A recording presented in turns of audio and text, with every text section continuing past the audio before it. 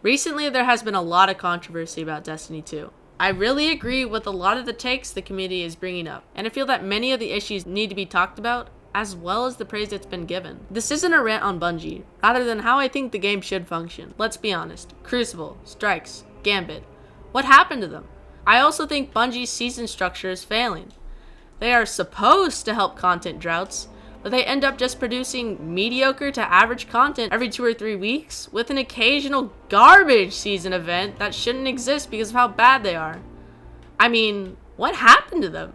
These issues and others will be talked about in this video, along with the many greats of Beyond Light.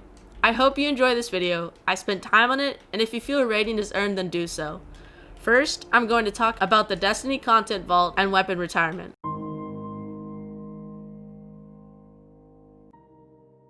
So for our first topic, we are going to talk about weapons retirement and the DCV.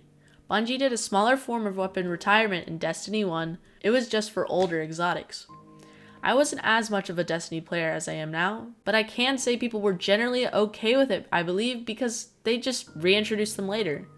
Fast forward a few years and Beyond Light is announced, along with plans for the DCV. I'm pretty sure the TWAB announcing weapon retirement was soon after the Beyond Light announcement. When I read that majority of the weapons were going to become obsolete and that planets were going to be removed, I surprisingly wasn't that worried, which was premature. I figured the only way to pull this off was to combat it with a lot of new weapons and some better experiences that the old planets couldn't offer. I also knew that Crucible wasn't going to be affected as harshly anyways, since obviously they were going to add new Crucible and Gambit maps, strikes, and new Crucible modes. But more on that later. It's a doozy.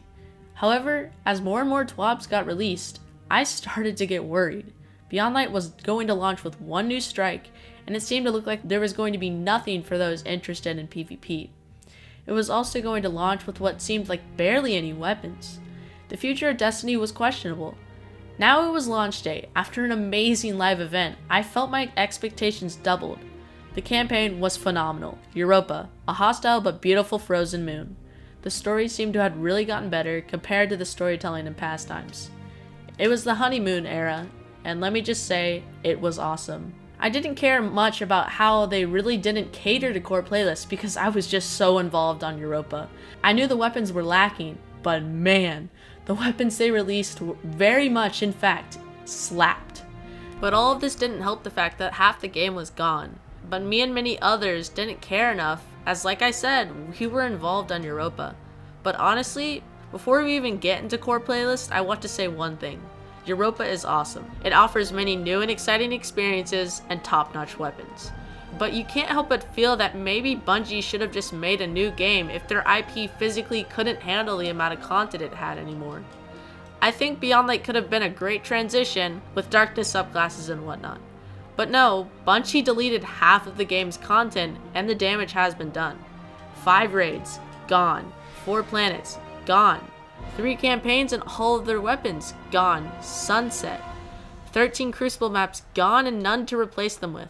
Are you beginning to see the issue? Bungie wiped out half of the game's content and barely replaced it with a fraction of what they should have added.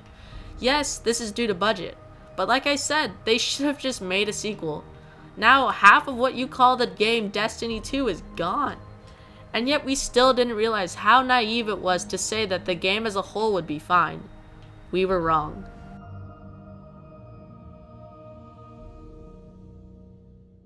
To continue, it's now a month after Beyond Light launched, and content began to feel a bit more lackluster. And the season definitely didn't help the drought. People then began to realize how, at the end of the day, what you do most in Destiny are core playlists. These playlists include Strikes, Crucible, and Gambit, most of which, when done right, can be some of the most enjoyable and rewarding experiences in all of Destiny. I feel like Destiny 1 knew this, but for some reason, Destiny 2 just didn't want to copy them. Now, don't get me wrong, core playlists were still in a good place. However, like I said, it's just that Destiny 1 executed them in a better way, such as having strike-specific loot, skeleton keys, and vendor refreshes every DLC. But Beyond Light just killed them, man! Why? Well, not to mention that they deleted half of every playlist content, but they also added little to none to replace it with. And on top of that, their so-called vendor refreshes were some of the ugliest ones, being copies for every playlist, just in different colors. And to top it off, no new weapons were added, and only one new ritual weapon was added, and even though it's new, it's just a reskin. Now, to the average player, this isn't an issue. Bungie doesn't have the ability to cater to everyone at all times. While this may be true, one can also argue that Bungie just doesn't cater enough to more than average or hardcore players. I think it's absolutely insulting to PvP players that Crucible got literally no new content. Oh, but the new subclasses. Yeah, they're fun, but come on, let's be real. It can't keep one whole side of the game afloat until the next release. And even if they added new strikes, Gambit and Crucible maps, and game modes, they'd still have to add new weapons and armor to chase, which, shocker, they didn't do. Now, I really want to figure out exactly why core playlists are being neglected, especially Crucible. Well, to be truthful, Destiny 2 is a free game, which means that players who join the game as a free player will get a few tutorial missions and a few weapons and old strikes. Now, to contrast, these players will also be given the whole PvP side of the game, including all of its maps, game modes, and loot. Now, this could or could not be a reason why Bungie didn't cater to core playlists. For strikes, I honestly don't even understand. Just pull a Warmind, make mission strikes, and people really won't care as much. And what they could have done to make strike playlists even better was to just make all of the post-campaign missions strikes. I think that would be genius. They did do this, but they just made it its own separate playlist that I haven't touched since I got Cloud Strike. And here lies one of Destiny's main issues. The content in the game feels like a lot, but that's only because the content individually is shallow and they don't invest enough time into the stuff that people actually do. Core playlists. It literally has the word core in the name. But with Crucible, I'm sure it's just a budget issue. They can't spend all their time on free content, which makes sense. But when you legit wipe out half of its maps and game modes, you have to add something, anything. But you see, Bungie didn't. And it's likely because they spent too much of their resources on some other luxury like weather or a better tutorial. Which, by the way, I am completely fine with. And I actually really like the new tutorial and weather system. But it does make you wonder how much sacrificing Bungie makes day to day just to completely forget half of their player base and be completely silent about the situation. Core playlists have always been the core of Destiny, but from the looks of it, Bungie is on edge with them. They like to add all these new activities like Empire Hunts and Exo Challenges, but still focus their main grinding in core playlists. Why they do this is beyond me. This is the best opinion I can give you about core playlists as of early January 2021, and God, I hope they return to their former glory. And yeah, I did say it was a doozy. Oh yeah, Gambit and Stasis, they're both broken, but in their own special ways. Core playlists were definitely something I know everyone was genuinely disappointed about. However, like I've said previously, Bungie absolutely nailed it with Beyond Light for what it was. The campaign proved to be ingenuitive and immersive, along with one of Bungie's best stories in Destiny.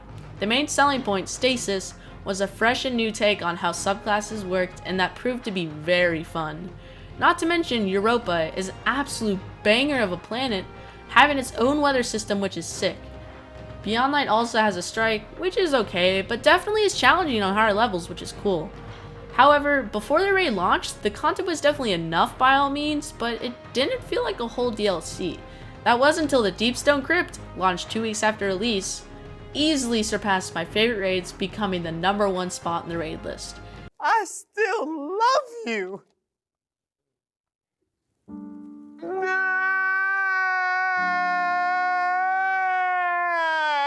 After the raid was beaten, 3 new exotics were up for grabs, new high-tech armor and weapons that are some of the best raid rewards Destiny has seen in a very long time, Eclipse zones that cycled every week and could lead toward rewards, and Exo challenges all launched after the raid was beaten.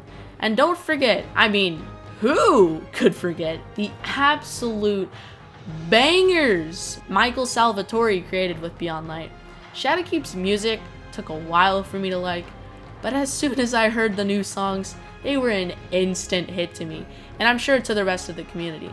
But by no means was this DLC worth a whole whopping $40. I could maybe be a bit forgiving if they actually tended toward their core playlists, but they didn't. Why it's priced so high and doesn't even include Season of the Hunt is once again beyond me. But definitely if they had added a dungeon, or if they had included Season of the Hunt, I don't think I'd complain. However, I do now get why Prophecy Dungeon was free, because I'm guessing they just decided to give Season of Arrivals a dungeon and make it free so that it would basically count as Beyond Light's dungeon. Overall, this DLC was definitely up there, but some unforgettable things drag it down. I hope that Witch Queen can take all of Beyond Light's mistakes and demolish them, and take all of Beyond Light's accomplishments and praise them. I'm definitely upset at some of the choices Bungie made, but for what they did right, it's why Destiny continues to thrive. And on that note, I hope you enjoyed the video, and I'll see you in the next one.